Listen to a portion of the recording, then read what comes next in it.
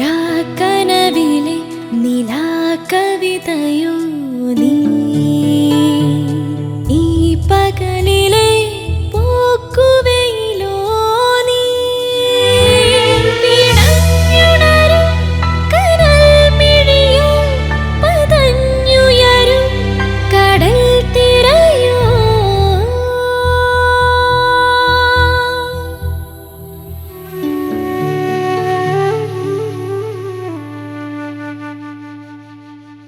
ജയസുധയുടെ കല്യാണത്തിന് താൻ സാമ്പത്തിക സഹായം ചെയ്യാമെന്ന് ചിത്രഭാനുവിന് ഉറപ്പുകൊടുക്കുന്ന സിറിൾ. സിറിളിനെ തന്റെ വീട്ടിലേക്ക് കൂട്ടിക്കൊണ്ടുവരുന്ന ചിത്രഭാനു. ജയസുധയും സിറിളും തമ്മിൽ കാണുന്നു. ജയസുധയ്ക്ക് ചേർന്ന പയ്യനല്ല സുദീപെന്ന് ജയസുധയോട് പറയുന്ന സിറിൾ. അവിടേക്ക് വരുന്ന ജലജ. അവർ സംശയദൃഷ്ടിയോടെ സിറിളിനെ നോക്കുന്നു. ശ്രുതിയുടെ ഫോൺ നമ്പർ ചോദിച്ച് അരുണിനെ ഫോണിൽ വിളിക്കുന്ന സിറിൾ. തന്റെ ഫോൺ നമ്പറും താമസ സ്ഥലവും അന്വേഷിച്ച് അരുൺ തോമസിനെ സിറിൾ വിളിച്ചതായി സുദീപിനോട് പറയുന്ന ശ്രുതി. ഇനി തുടർന്ന് കാണുക. അവൻ ഈശയെ ട്രേസ് ചെയ്ത് തുടങ്ങി. അന്വേഷണം ഈ വീട് വരെ വന്നു നിൽക്കുന്ന എനിക്ക് ഉറപ്പാ. ഇന്ന് വൈകുന്നേരം ജയസുധയുടെ വീട്ടിലും ചെന്നിരുന്നു അവൻ. ജയസുധയുടെ വീട്ടിലോ? സിറിലോ? അവനിങ്ങനെ രണ്ടു വഴിയിലൂടെയും കുരുക്ക് മുറുക്കിക്കൊണ്ടുവരിക. അതിനുവേണ്ടിയ മനഃപൂർവ്വം ജയസുധയായിട്ട് സൗഹൃദം ഉണ്ടാക്കിയിരിക്കുന്നത്. അരുൺ തോമസിനെ വിളിച്ച് നിന്റെ നമ്പർ വാങ്ങിയത് നിന്നെ കൊണ്ട് എത്രയും വേഗം പോലീസിൽ മൊഴി കൊടുപ്പിക്കാനാ.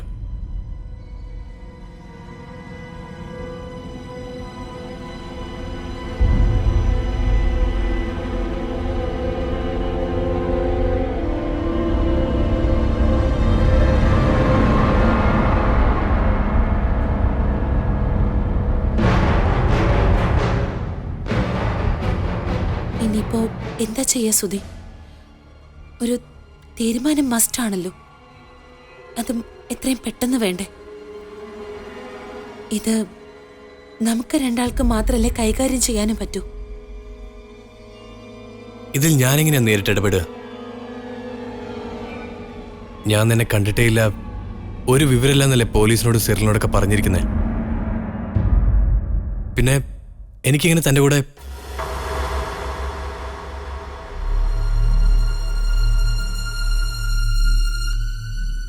ഞാൻ ഒറ്റയ്ക്ക് പോയിക്കോളാം. ഇത്രയും കാര്യങ്ങൾ ഞാൻ ഒറ്റയ്ക്കല്ലേ ചെയ്തത്. ആരുമില്ലെങ്കിലും എനിക്ക് പിടിച്ചു നിൽക്കണ്ടേ? അത് വേണ്ട ഇഷ, അത് കൂടുതൽ അപകടമാവും. നമ്മൾ പറഞ്ഞതുപോലെ ഒരുപാട് കേസുകൾ നിന്റെ തലയിലുണ്ട്. കൊലപാതക ശ്രമം, ആൾമാറാട്ടം, ചീറ്റിംഗ്. അവൻ ഇനിയും പലതും ഉണ്ടാക്കും. അത് ഞാൻ നേരിട്ടോളാം. സത്യം പറയുന്നതിന് ആരെയും പേടിക്കണ്ടല്ലോ സുധി. ശരിയാ, നീ സത്യങ്ങൾ പറയണം. എല്ലാം പോലീസിനോട് തുറന്നു പറയണം. എല്ലാം. എന്ത് സത്യങ്ങളാ ഞാൻ പറയേണ്ടത്? നീയും ഞാനും തമ്മിൽ ഇഷ്ടത്തിലായിരുന്നു. അതിനെ തുടർന്നുള്ള പ്രശ്നങ്ങൾ, ഞാൻ നിന്നെയും ബാലുവിനെ കൊല്ലാൻ നോക്കിയത്, എല്ലാം നീ തുറന്നു പറയണം. എന്നിട്ട് ബാക്കി കൂടെ പറ. ബാലു മരിച്ചില്ലല്ലോ, അപ്പൊ എനിക്ക് വലിയ ശിക്ഷയൊന്നും കിട്ടില്ല. പിന്നെ ഞാനും ജയസുധയായിട്ടുള്ള കല്യാണം മുടങ്ങായിരിക്കും. അല്ലെങ്കിൽ സാഹചര്യം ബോധ്യപ്പെട്ടവർ കല്യാണത്തിന് സമ്മതിക്കായിരിക്കും. ചിലപ്പോ കല്യാണ തീയതി അങ്ങോട്ടും ഇങ്ങോട്ടും നീങ്ങിപ്പോവായിരിക്കും. അതുകൊണ്ട് സകല പ്രശ്നങ്ങളും തീരില്ലേ? അതുകൊണ്ട് ഞാൻ തന്നെയാണ് എല്ലാം ചെയ്തതെന്ന് പറയൂ. പോലീസ് സ്റ്റേഷനിൽ ചെന്ന് സത്യങ്ങൾ പറയൂ ഈശ. ഞാൻ തന്നെയാ. പറഞ്ഞോ? എനിക്കെന്റെ മനസ്സിലെ കുറ്റബോധമെങ്കിലും മാറിക്കിട്ടുമല്ലോ. ഇതൊക്കെ ചെയ്യാനായിരുന്നെങ്കിൽ ഇത്രയും കാലം ഇതൊക്കെ അനുഭവിച്ച എന്തിനാ?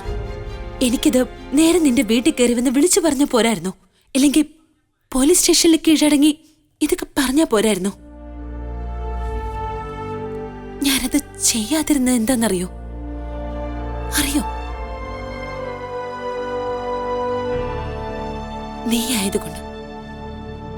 നീയായതുകൊണ്ട് മാത്രം. അവിടെ എന്റെ നഷ്ടങ്ങളോ എന്റെ പ്രശ്നങ്ങളോ അല്ല എനിക്ക് വലുത്. അവൻ നമ്മുടെ ജീവിതം ഒരിക്കലും ചേരാത്ത വിധത്തിൽ നശിപ്പിച്ചില്ലേ? എന്റെ കുഞ്ഞിന്റെ അച്ഛൻ ആരാണെന്ന് വിളിച്ചു പറയാൻ പറ്റാത്ത രീതിയിലുള്ള അവസ്ഥ അവനുണ്ടാക്കി തന്നില്ലേ? നമുക്ക് രണ്ടുപേർക്കും ഈ നിമിഷം വരെ അവൻ നമ്മളെ രണ്ടുപേരെയും ഇല്ലാതാക്ക. ഇനി അവന് വേണ്ടി എന്താ ചെയ്യണ്ടെന്ന് എനിക്കറിയാം.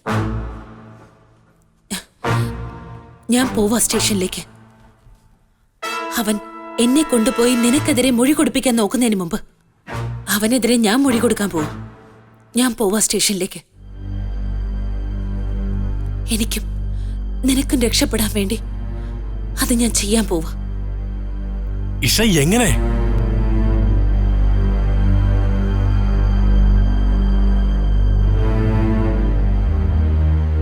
ജയസുധയുടെയും നിന്റെയും കല്യാണത്തിന് ഇനി ദിവസങ്ങൾ മാത്രമേ ഉള്ളൂ. നിങ്ങൾ രണ്ട് വലിയ കുടുംബങ്ങളാ. ഞാനിവിടെ ആവർത്തിക്കപ്പെട്ട ഒരു കഥയിലെ തെറ്റുകാരി. അതങ്ങനെ തന്നെ ഇരിക്കട്ടെ. ഇല്ലെങ്കിൽ ഞാൻ വെറും ഒരു തെരുവിലെ സ്ത്രീയെക്കാളും താണു പോവും സുധി. അതാ എന്റെ ശരി. എന്റെ നഷ്ടങ്ങളും വേദനകളും എന്റേത് മാത്രമായിരിക്കും. എന്റെ വയറ്റിലെ കുഞ്ഞിനെ പ്രസവിച്ച് നിന്റെ ചേട്ടന്റെ കൈകളിൽ കൊടുക്കുന്നതും നിന്റെ കയ്യിൽ തരുന്നത് പോലെയല്ലേ? അങ്ങനെയെങ്കിലും ചെയ്യാൻ ദൈവം എന്നെ സഹായിച്ചില്ലേ? അത് മതി, അത് മതി എനിക്ക്. നമ്മുടെ രണ്ടുപേരുടെയും ജീവിതത്തിൽ നമുക്കായി ഇനി ഒന്നും ചെയ്യാനില്ല. എല്ലാം ചെയ്ത് നശിപ്പിച്ചവനെതിരെ ഒരു മൊഴി. ഇനി അത് ഞാൻ ചെയ്തോളാം. ഞാൻ കൊടുത്തോളാം. ഇഷേ,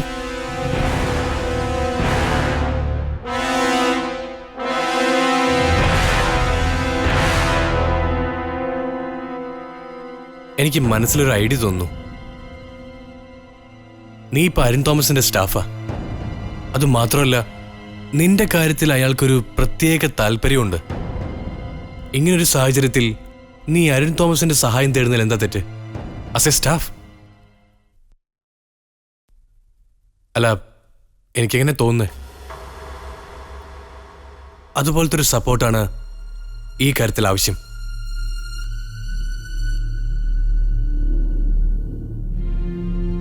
ശരിയാ. സിറിലിനെ പരിചയപ്പെട്ടപ്പോ തന്നെ പറഞ്ഞു അവൻ ആളത്ര ശരിയല്ലെന്ന്. ഇപ്പൊ വിളിച്ചപ്പോഴും അവന് വേറെന്തോ ലക്ഷ്യമുണ്ടെന്നാ പറഞ്ഞത്. നമ്മൾ ബാംഗ്ലൂരിൽ ഒന്നിച്ച് ജോലി ചെയ്തതും ചെറിയ അടുപ്പമുണ്ടായിരുന്നതും ആക്സിഡന്റ് നടന്നതും സിറിൽ നമ്മളെ അകറ്റിയതൊക്കെ അരുൺ തോമസിനോട് പറയേണ്ടി വരും. അയാളെ സംബന്ധിച്ചതൊരു പുതിയ കാര്യമാണ്. അയാൾക്ക് ശ്രുതി അറിയുന്നത് ജയകൃഷ്ണ ഭാര്യയായിട്ടാ. അതങ്ങനെ തന്നെ നിന്നോട്ടെ. ബാംഗ്ലൂരിൽ ജോലി ചെയ്യുന്ന കാലത്ത് സിറിലും ഞാനും താനും ഒക്കെ പരിചയക്കാരായിരുന്നു. അങ്ങനെ സംഭവിച്ചതാണ് ഈ ആക്സിഡന്റും മറ്റു കാര്യങ്ങളൊക്കെ പറയാലോ. അതയാൾ വിശ്വസിച്ചോളും. എന്തു പറയുന്നു?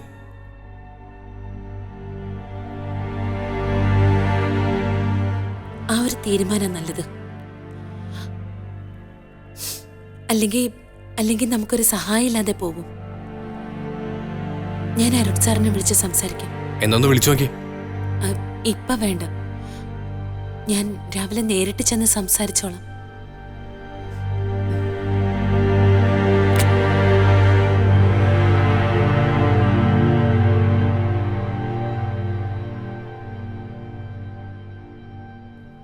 താൻ കൂടുതലൊന്നും ആലോചിക്കണ്ട. ഇതേ ഉള്ളൊരു വഴി. രാവിലെ തന്നെ ഒരു തീരുമാനം ഉണ്ടാക്കണം. ഇല്ലെങ്കിൽ ഓരോ നിമിഷം അവന്റെ സൈഡ് മുറുകിക്കൊണ്ടിരിക്കും.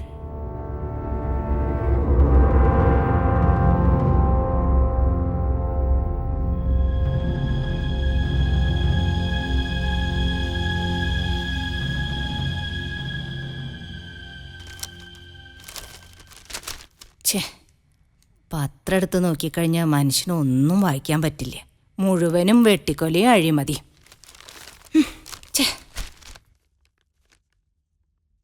റോസിയേ, റോസി, ഇവളിത് എവിടെ പോയി കിടക്കുക? ഡി റോസി, ആ ഇതുവരെ കഴിഞ്ഞില്ലേടി? ദേ കഴിഞ്ഞ അമ്മച്ചി. ആ അമ്മച്ചി, അമ്മച്ചിക്കൊരു കാര്യം കേക്കണോ? നമ്മുടെ മൂസ മനസ്സിലെ താത്ത കൊച്ചില്ലേ, ഇന്നാള് കല്യാണം കഴിഞ്ഞ അതെ, ഒരു ഓട്ടോക്കാരൻ്റെ കൂടെ കഴിഞ്ഞ ദിവസം ഒളിച്ചോടി പോയെന്ന്. നിന്നോട് ആരെങ്കിലും അത് ചോദിച്ചോടി? അവൾ ഏതൊരുത്തന്റെ കൂടെ പോയി എനിക്കെന്താ? ഇനി മേലിൽ ഇത്തരം ന്യായങ്ങൾ ഇവിടെ മിണ്ടി പോരുതട്ടാ. നീ ചായ ഇട്ട് വെച്ചോ? ഇട്ടമ്മച്ചി, അത് തണുത്തു പോയി. സാറിത് വരെ എണീറ്റില്ലേ? അത് ചൂടാക്കി കൊടുക്കടി. എത്ര പ്രാവശ്യം അമ്മച്ചി ചൂടാക്കുക? നീ പറയുന്നത് അങ്ങോട്ട് കേട്ടാ മതി. പോയി ചായ എടുത്ത് വെക്കടി. ഉം. അവളുടെ ഒരു കാര്യങ്ങള്. കർത്താവേ.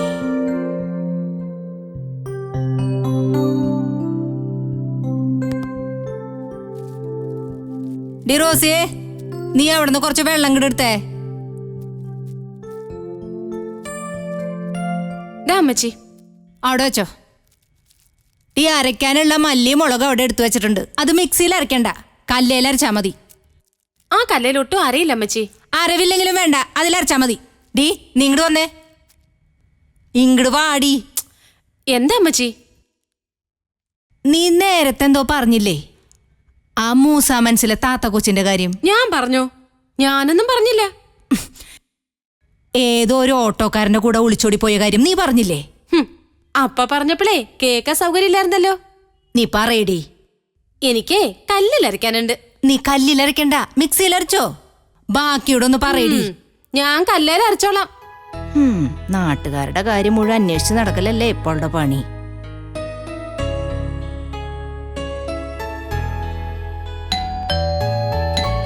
എവിടെയവള്? നാശം പിടിച്ചോള്. ഡി റോസി, ആ ഡി റോസി. ഓ, അതാരാ നോക്കിയേ? ഈ അമ്മച്ചിക്ക് ഒരു പണിയില്ലേ.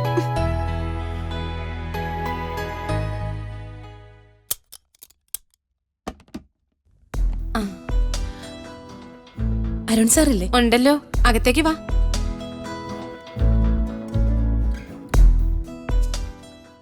അമ്മച്ചി. ആരാ? ഇന്നാള് സാറിന്റെ ഓഫീസിൽ നിന്ന് വന്ന കുട്ടിയില്ലേ ശ്രുതി, അതാ വന്നിരിക്കുന്നേ. ഓ,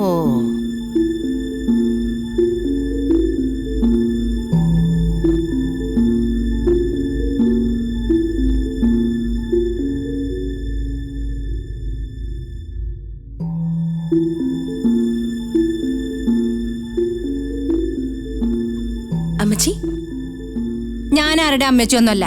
എന്നെ ആരും അങ്ങനെ വിളിക്കാൻ വേണ്ട. ഒരു മോള് വന്നിരിക്കണം അമ്മച്ചിയെ കാണാൻ. അമ്മച്ചി, അമ്മച്ചി പിണങ്ങാതെ, ഞാൻ പറയുന്നൊന്ന് കേക്ക്. എനിക്കൊന്നും കേക്കണ്ട.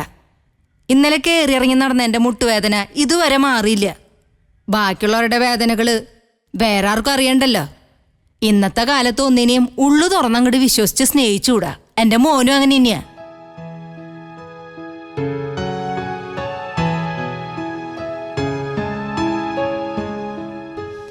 അമ്മച്ചി, അമ്മച്ചി ഇങ്ങനെ പിണങ്ങാതെ.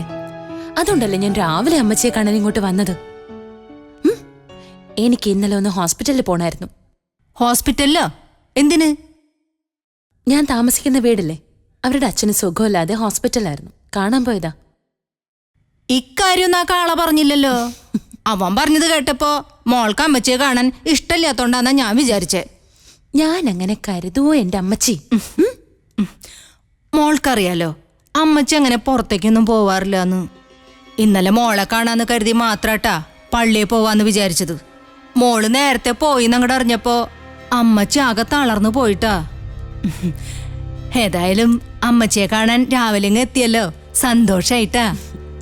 ഞാൻ പിന്നെ അമ്മച്ചിയെ കാണാൻ വരാതിരിക്കോ? എന്താ അമ്മച്ചി? പിന്നെ അന്ന് പോയിട്ട് ഇന്നായി പടി കാരണേ. അതെ, ഓഫീസിൽ ഒത്തിരി തിരക്കാം. അമ്മച്ചിയുടെ മോനോട് തന്നെ ചോദിച്ചു നോക്ക്. അവനെന്നും വന്ന് പറയും മോളുടെ തിരക്കുകള്. ഇപ്പൊ മോളുടെ കാര്യം പറയാനേ നേരമുള്ളൂട്ടാ. സാർ ഇവിടെ കണ്ടില്ല? രാവിലെ എണീറ്റ് പോകുന്നതാ, ഇതുവരെ എണീറ്റ് കണ്ടില്ല. എന്നോട് വാശി പിടിച്ച് കിടക്കുക. ഇന്നലെ വഴക്കിട്ടാ കിടന്നേ. എന്തിനാ വഴക്കിട്ടത്?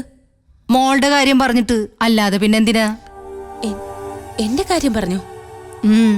ഒന്ന് രണ്ടും പറഞ്ഞങ്ങോട്ട് വഴക്കായി ആ വാശിയെ പോയി കിടന്നതാ. ഭയങ്കര വാശിക്കാരനട്ടാ എന്നെ പോലെ. റോസി, മോന്റെ ചായ ഇങ്ങോട്ട് കൊണ്ടുവാ. മോളുടെ അച്ഛനമ്മയൊക്കെ വിളിക്കാറുണ്ടാ? എന്നും വിളിക്കും, പിന്നെ മെയിൽ അയക്കും. മോളുടെ തറവാട് എവിടെയാന്നാ പറഞ്ഞേ? തിരുവനന്തപുരത്താ? അമ്മയുടെ വീട് അവിടെ, അച്ഛന്റെ വീട് കൊല്ലത്ത്.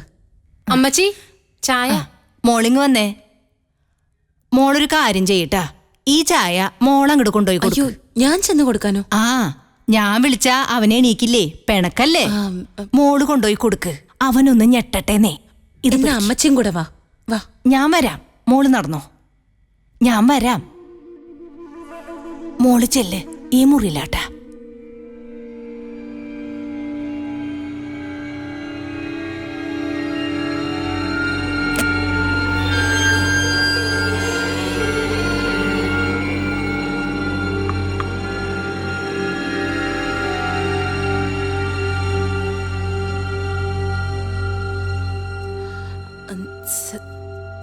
സാർ,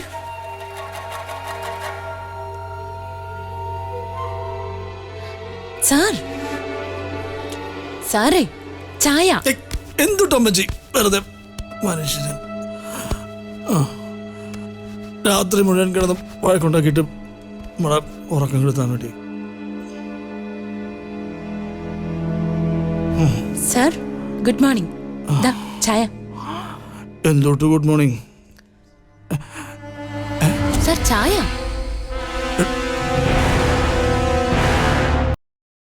എടോ, താനും തൊട്ടടോ ഇവിടെ? എന്തെത്ര കാലത്ത്? അമ്മച്ചി, അല്ല അമ്മച്ചിക്ക് എന്തുപറ്റി? അമ്മച്ചിക്കൊന്നും പറ്റില്ല. ദാ എന്താടോ, എന്താ പ്രശ്നം? സുദീപുമായിട്ടുള്ള ആ പോലീസ് കേസ് ഇത്തിരി പ്രശ്നമായിരിക്കാം. ആ സിർല അതിനൊക്കെ കാരണക്കാരൻ. സിർല? ഏ സിർല്? നമ്മുടെ ഓഫീസിലെ പ്രോപ്പർട്ടി ഡീലുമായിട്ട് വന്നില്ലേ? ഏത്? ആ കല്ലിങ്കൽ ജോൺ സിർല? അയക്കെന്താ ഇതിനകത്ത് കാര്യം? ബാംഗ്ലൂരിലെ ഫ്രണ്ട്സിന്റെ കാര്യമൊക്കെ ഞാൻ പറഞ്ഞിരുന്നില്ലേ? കൊളീഗല്ലേ? അതില് ഈ സിർലും ഉണ്ടായിരുന്നു. സുദീപിന്റെ ഒക്കെ ഫ്രണ്ട്. സുദീപിന്റെ ഫ്രണ്ടാ ഈ സിർല്? എന്റെയും ഫ്രണ്ടാ. തന്റെയും ഫ്രണ്ടാ? ആക്സിഡന്റ് കേസും എൻക്വയറിയും എല്ലാം അയാൾ കാരണം. താനൊന്ന് പിടിച്ചേ, ഇതൊരു പുതിയ കഥയാണ്. ഞാനൊന്ന് ഫ്രഷ് ആയിട്ട് പെട്ടെന്ന് വരാം. എടോ, ഒന്ന് നിന്നേ.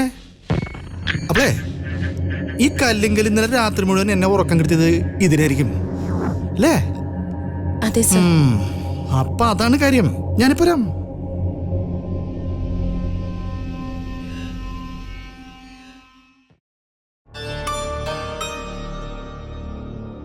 സുദീപിന്റെയും സിറിലിന്റെയും ജമുനയുടെയും മൊഴി പോലീസ് എടുത്തു. ഇനി ഞാൻ മാത്രമേ ഉള്ളൂ മൊഴി കൊടുക്കാൻ. അവരുടെ കണക്കില് ഞാൻ മിസ്സിംഗ് ആണല്ലോ. അവരെന്റെ പുറകെ ഉണ്ട്. അതുമാത്രമല്ല, സിറിലിന്റെ വരവ് എന്നെ തേടി മാത്രമാണ്. മൊഴി കൊടുക്കാൻ പോയപ്പോ സുദീപിനെ അവൻ എനിക്കെതിരെ മൊഴി കൊടുക്കാൻ പ്രേരിപ്പിച്ചു. ഇപ്പം എന്നോടും അവനെതിരെ മൊഴി കൊടുക്കാൻ നിർബന്ധിപ്പിക്കുക. ഇയാളവിടെ ഹോസ്പിറ്റലിൽ വെച്ച് മൊഴി കൊടുത്തു എന്നല്ലേ പറഞ്ഞേ? അതെ, പക്ഷെ മാറ്റി പറയണമെന്നാണ് സിറിൽ ഇപ്പൊ പറയുന്നത്. സുദീപാണ് വണ്ടി ഇടിച്ച് കൊല്ലാൻ നോക്കിയെന്ന് പോലീസിനോട് പറയണമെന്ന്. ഇപ്പൊ മനസ്സിലായിട്ടാ? അവന്റെ ഉദ്ദേശം എനിക്ക് മനസ്സിലായി. സുദീപിനെ അകത്താക്കും വേണം, തന്നെ ഫ്രീ ആയിട്ട് കിട്ടും വേണം. അവനാള് പുലിയാട്ടാ. അവന്റെ ആ ലക്ഷണം കാണുമ്പോ തന്നെ അറിയാം. കല്ലിങ്കൽ ഫാമിലിയെ ബെസ്റ്റ് തറവാട്ടരാ. അല്ല, എന്നിട്ടിത് താൻ സുദീപിനോട് പറഞ്ഞോടോ? പറഞ്ഞു. ഇന്നലെ രാത്രി എല്ലാം പറഞ്ഞു. സുദീപ് പറഞ്ഞതനുസരിച്ചാ ഞാൻ സാറിനെ കാണാൻ വന്നത്. സുദീപ് പറഞ്ഞനുസരിച്ച് ഇയാള് എന്നെ കാണാൻ വന്നുന്നാ? ഇപ്പം സെറിൽ നോക്കുന്നത് എന്നെ പോലീസ് സ്റ്റേഷനിൽ കൊണ്ടുപോയി പ്രസന്റ് ചെയ്യാനാ, സുദീപിനെതിരെ മൊഴി കൊടുക്കാൻ. അപ്പം ഇഷയെ കണ്ടുപിടിച്ചതിനുള്ള ക്രെഡിറ്റ് അവന് കിട്ടുമല്ലോ. ഇല്ലടോ, ആ ക്രെഡിറ്റ് അവന് കിട്ടില്ല. അത് ഇമ്മക്ക് കിട്ടും. ഞാൻ കൊണ്ടുവിടോ തന്നെ പോലീസ് സ്റ്റേഷനിലേക്ക്. ബാക്കിയൊക്കെ ഞാൻ പ്ലാൻ ചെയ്യാടോ. ദേ, പോണ വഴിക്ക് നമുക്ക് സുദീപിനെ ഒന്ന് കാണണം.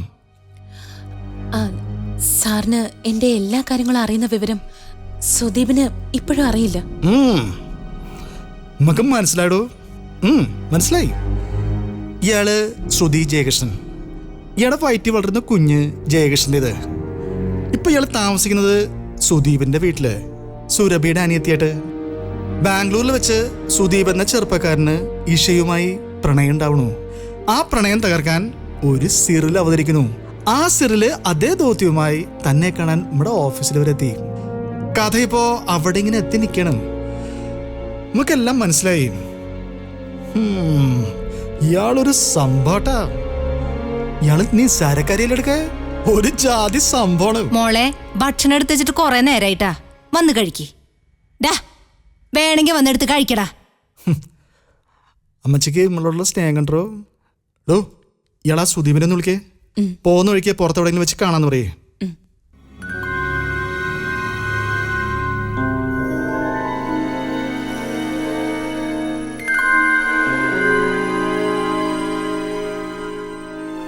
സുദീപ്, ഞാൻ അരുൺ സാറിനോട് എല്ലാം പറഞ്ഞു. സാർ ഫുൾ സപ്പോർട്ട് തന്നിട്ടുണ്ട്. സ്റ്റേഷനിൽ പോകുന്നതിന് മുമ്പ് പുറത്ത് എവിടെയെങ്കിലും ഒന്ന് മീറ്റ് ചെയ്യണമെന്നാണ് സാറ് പറയുന്നത്. ഫൈനൽ ഡിസിഷൻ എടുത്തിട്ട് പോവാന്ന് പറഞ്ഞു. ഞാൻ അങ്ങോട്ട് വിളിക്കാം. ശരി.